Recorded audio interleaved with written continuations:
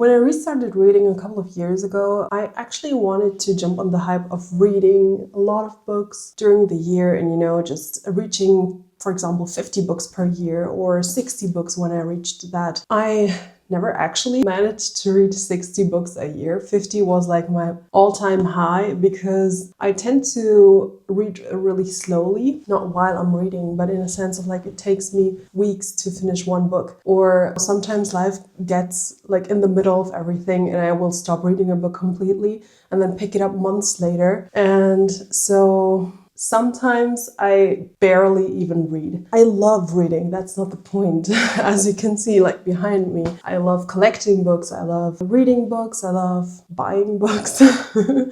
And so I actually find it really weird to say that this year I want to read less. What I want to do is basically read more intentionally because there are books in my bookshelf that I have been meaning to read or that I've been wanting to read for quite a long time already. And I just never get on to reading it. And I don't think that my approach now is going to necessarily solve this problem of wanting to read so many different books but not having the time to do so. But at least I want the books that I read to mean something to me. Whether that is just some quirky romance book or it is a classic that is very important to read right now, or it's a contemporary fiction story that tells some sort of story of someone that I would have never crossed paths with. That's just something so special to me. And that's why I love books, because they tell so many different stories. That's why my boyfriend and I love to collect so many different genres.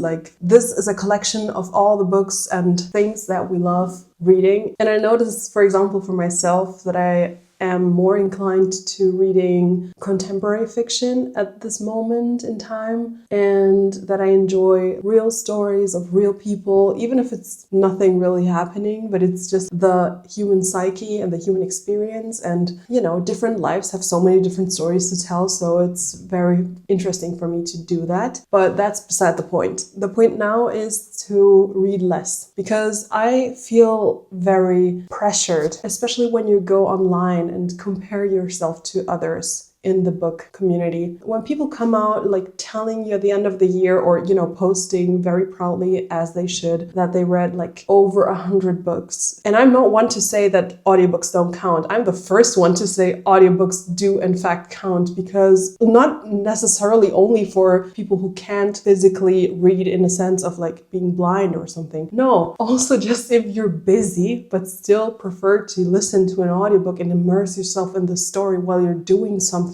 mindless, like, I don't know, washing your dishes or something, or maybe driving to work. That still counts as immersing yourself in the story, exactly as when you hallucinate the story while reading words. You know what I mean? It's the same thing. So that's not the topic here. The thing for me is the sheer amount of books. Like, I'm not saying that's not possible. I'm just saying for me, it's not possible to read even 50 books. Some years I've noticed, like the first or second year that I started really reading books and really obsessing over everything and really reading a lot, I read a lot of books, but also I didn't have much to do because I was just a student. I had the time to do that. But now that I work and I am a student and I have to travel so much for both of those things, I just lack the time and energy to read that much. What I have challenged myself to do in this very fast-paced world is basically to stop being a consumer of books, but an enjoyer of books. Someone who really takes the time to live with the books, with the characters, with the story, immerse myself deeply into the story, because I tend to also forget what the book is about or what the characters were named after like a month of having finished the book, and I don't want to do that anymore. I want to really live and breathe with these characters. So what I challenge myself to do for the rest of the year is to record like everything I read or all the books that I want to really get to this year, and then write a little essay about them. not like full-fledged essay that I'm gonna show anyone, like that's not the point. But writing maybe half an hour, or I don't know, an hour or something, or some pages, not even like a fixed term. It really depends on how much I like the book or how much I have to say about it. To get into the habit of writing with my own hands, not on the computer, some pages about it in my journal, in my trusty big ass journal. Talking about books now specifically, what types of books do I want to read this year? Because it is very easy to say or to put into my head to read only like classics and very dense literature when it comes to writing essays about it after I finish it. So what I want to read specifically are books that I have been wanting to read for a long time, not necessarily classics, but also some classics, or that I have read and not really appreciated when I first read them. And also books that in general just tickle my fancy, but I just haven't come around to reading it. And then whatever it is that I feel or think while reading it, really pay attention to reading the book, to the story, to the characters, and write an essay about it, whatever topic comes to mind. Some books are very straightforward when it comes to that, to the themes that they have. Other books may seem a little more, not necessarily lighthearted, but more easy to digest. But what is it you're digesting? I want to be more mindful about that too. I think I might just get started with showing you a selection of the books that I want to read by the end of this year and that I want to write little essays about, and really no pressure, because it's not like I'm going to publish the essays anywhere or something like that. It's not meant to be read. It's just meant for me to, live with the books. One book that I have been meaning to read since it came out last year, and that I was actually super excited to read, but I have been really hesitant to start because of Bookstagram actually, is Catabasis by R.F. Kuang. She's my favorite author, like ever, and I love everything she writes. I have read so far like all of her books. Only this one's missing, and I can't believe I still haven't read it. The thing is, before it came out and, following the months before it was published, I was very intimidated by the story, because everyone was saying like things you need to read to prepare for Catabasis. And I was like, well, I mean, those are also books that I really wanted to read, like La Divina Commedia, like Inferno. I was really intimidated by the book list that some of the creators who got to read it beforehand were publishing, like saying you need to read, for example, La Divina Commedia, Inferno by Dante Alighieri before you understand what this is about, or in order to get like a better sense of the story, not necessarily to understand it, but to get the references. Also, a lot of people said the Odyssey. I really wanted to read the Odyssey as well. Like all of these books that were on the list, I already wanted to read anyway, but still that put so much pressure on it that I was like, oh my God, I really want to, but now I can't. I feel dreadful because I want to read this book, but if I have to read like 5 other books before I can start with this one, that really puts so much weight on it that I'm like, maybe not, maybe another time, because until I finish reading those other books, it's gonna be too late anyway, if you know what I mean.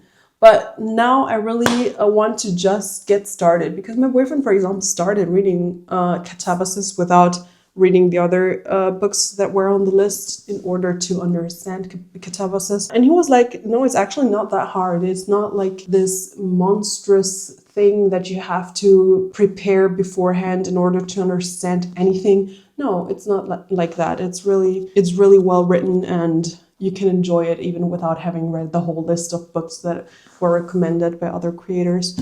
And that's not to say that I don't want to read the others as well. I really do want to read the other books as well, and I thought this would be the perfect excuse to get started with that list, but hasn't turned out that way so far. So I just figured I would stop procrastinating and just get on with it. I'm currently reading 2 other books though that I have to read. One is going to be done like in the next couple of hours. Like I'm almost finished with it. It's for my book club. And the other one is for a project that I'm doing with the university. And I'm very grateful that I get to do that, to work with an actual author in her marketing campaign. Like, that's insane.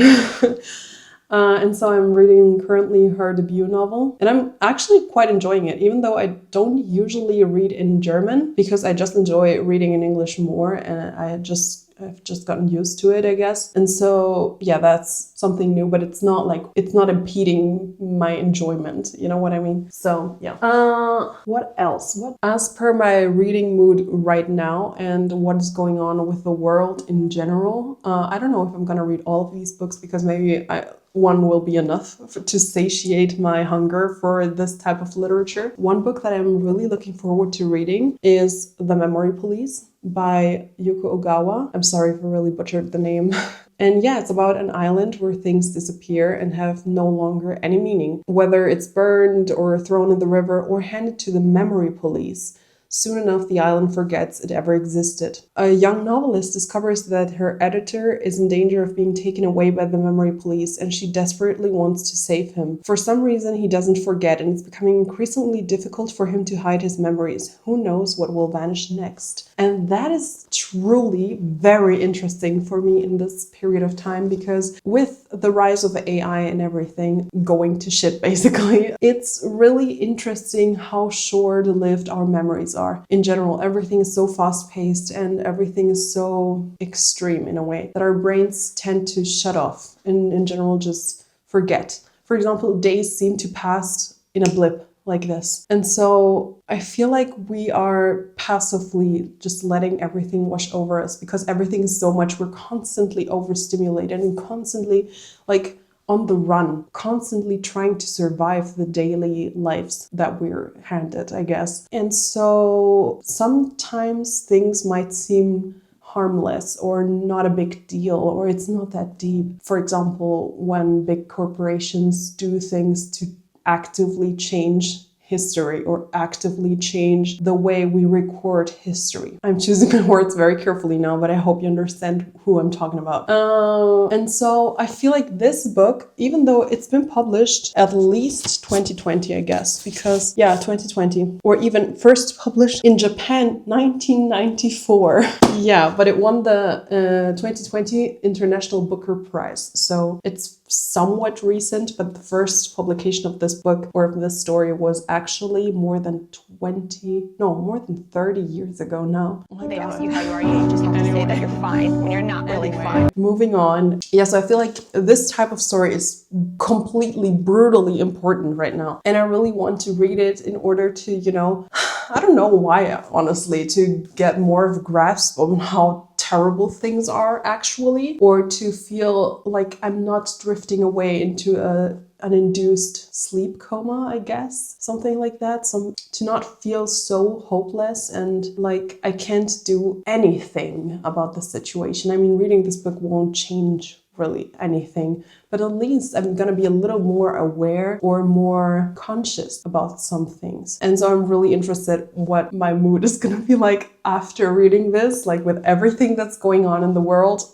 That's the perfect backdrop, I guess. Oh my God. And then to top it off, what about Vanishing World? It's also by a Japanese author, Sayaka Murata.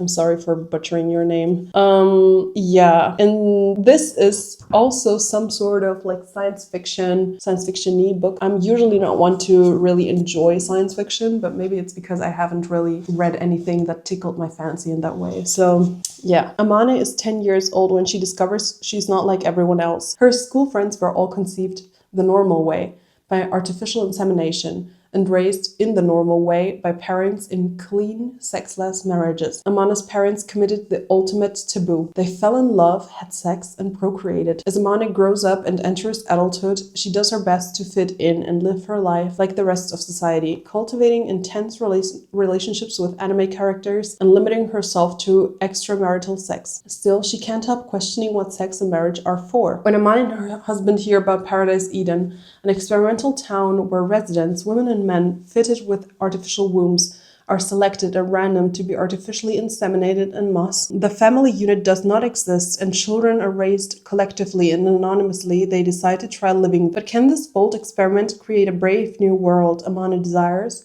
Or will it push her to Breaking Point. I don't really know what to expect of this book, actually.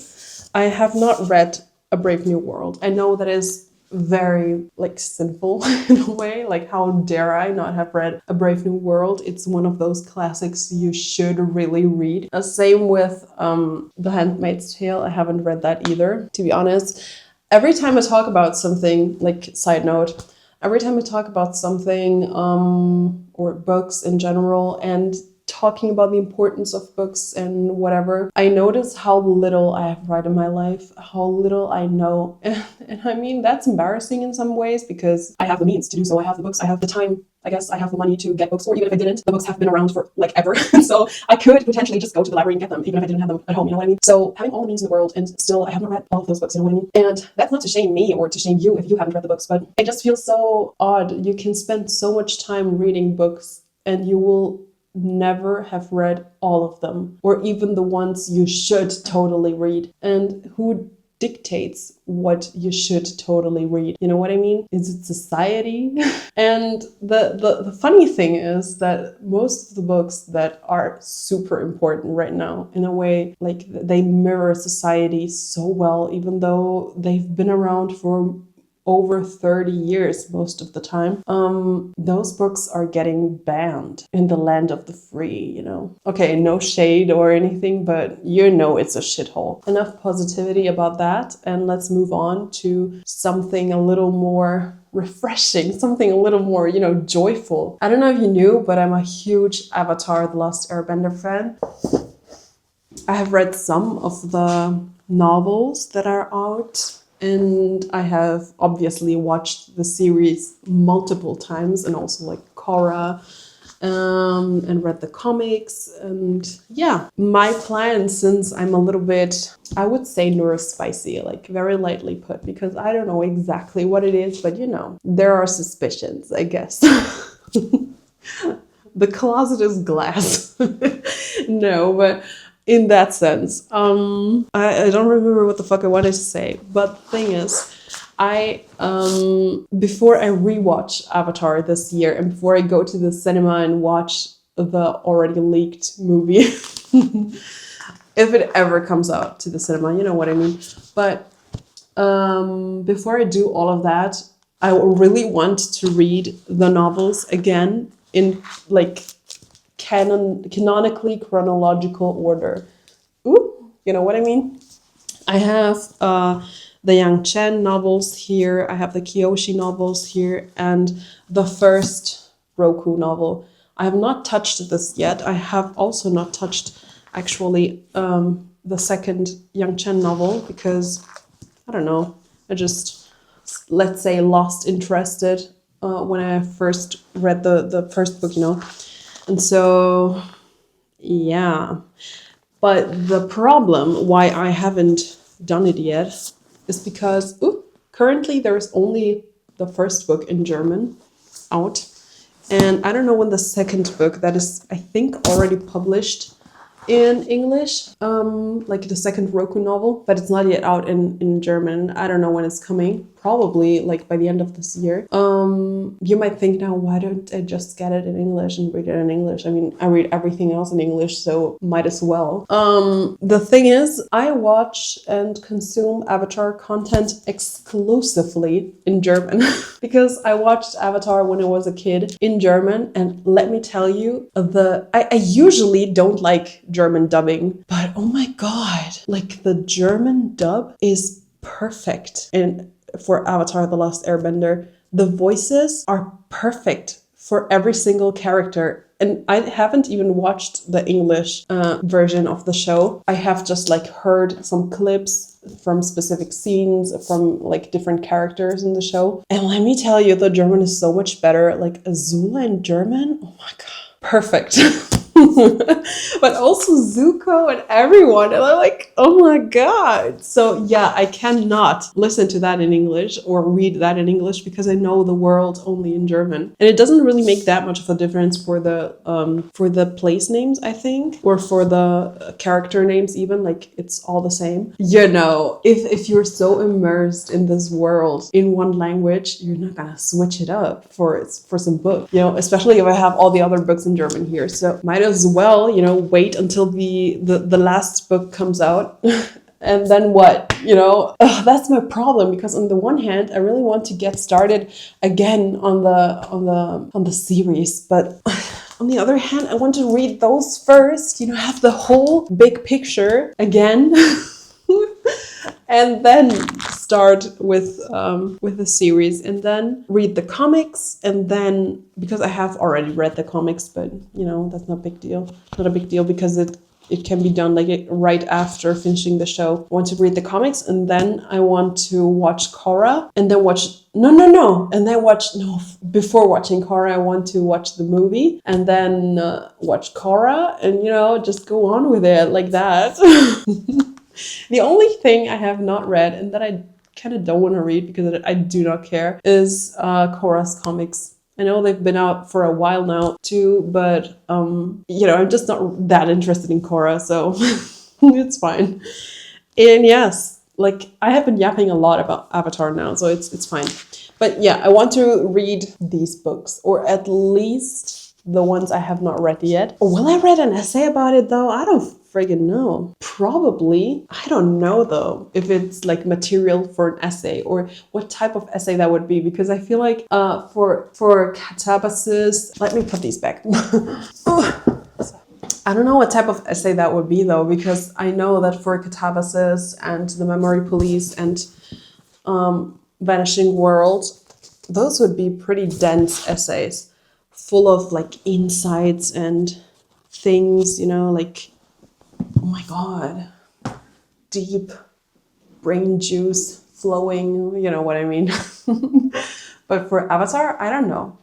I'm not quite sure what type of essays I would write for those books. Maybe character analysis or something like that, or I don't know, just nerding about it. That would be fun anyway. But like apart from Avatar, what else? Something more lighthearted. Also, oh my God, girl, the thing is, I did say I wanted to read less, but there are so many books that I want to read, hence the bookshelves full of books. So there's, you know, the struggle to narrow down to the books that I really, really want to get read like by the end of this year. And that's very hard to do because I really don't know. I really want to read all of them. One book that I'm currently reading but have also somewhat paused is because I'm reading other books that I have like a priority because of things, you know, that I really want to get into again. Like once I finish at least one of the other books, is this one. It's quite new actually. I haven't seen it a lot on social media either. So for me, it's like a secret, even though it's not even a secret because it's been it's been shortlisted for the Women's Prize like 2025, but I have not seen it on social media. So it might be like a secret tip, you know. It's fundamentally, I always forget how it's called. I always say unfathomably or unfathomable, something like that. Or the point is, this is a very funny book, actually. It talks about deep topics, about very triggering topics, maybe for some. But I love this type of humor. It's some kind of dark humor. It doesn't take itself too seriously, as far as I can tell. It's interesting. It's funny. It's intelligent. It's well written. So I'm quite enjoying it actually. I maybe can't exactly read out loud what this is about because of YouTube's algorithm, you know. But yeah, just look it up. It's very worthwhile actually. So yeah, this is a book that I definitely want to read and write an essay about because I'm very excited to know how this goes. You know, I wanted to pick a last book that I want to read for this year, but I'm thinking that maybe I shouldn't pick a book right now because it really depends on what mood I'm going to be in when I finish all of these books, if I do finish them before the year ends. And I feel like it would be better if I just chose based on my mood at the moment by the end of the year or when I finish all of these books. Because, for example, I do have a lot of mythology retellings that I do want to get through. Not like in a sense of, oh my God, I need to finish these. But for example, I do want to read Stephen Fry's interpretation of the Odyssey. It's quite a new book that came out like last year or something. But obviously, I also want to read all of these books that some of them I have not yet read. But I also want to read at least some more contemporary fiction or historical fiction. But I don't know which one or what type of mood I'm gonna be in. The books that are always on my mind are the Poppy War trilogy by R.F. Kuang. And it's perfect. I love these books, actually. I don't know. I listened to the audiobook, read them at the same time. It was such a great experience. I don't know. And then I still think about the story, even though I read this book or these books last year, at the beginning of last year. I thought I would forget about them or something. Not forget, but like forget the general story or forget the characters, but I have not. And that is very rare for me, that I do not forget the characters and I still think about them and the story, so I might want to reread them just for the fun of it. But every time I'm like, okay, I might want to reread the Poppy War trilogy. I'm like, yeah, but I have so many other books that I have not yet read and that I want to read. So what about those first? You know what I mean? So yeah, difficult decisions. So yeah, this video has been an awful lot more chatty. What the fuck? How do you even say that? Okay, so this video has been an awful lot more chatty than I intended because my point was actually just that I want to write essays about the books that I read in order to digest them slower, let's say, not regurgitate the things that I see on social media and, blindly follow book trends or something like that, but, to really refine my taste in books and revel a bit longer in the taste of the books. Well, those analogies or those metaphors are going crazy. So let's wrap it up before I get too up in my head right now. So yeah, I really hope that I can keep you updated on this journey, that it doesn't take me too long, but also I want to take it slow. I don't want to rush things in order to pump out one video after another just to, to feel like an accomplished book creator or something like that. No, quality over quantity. And yeah, I don't know what else to tell you. It's been long.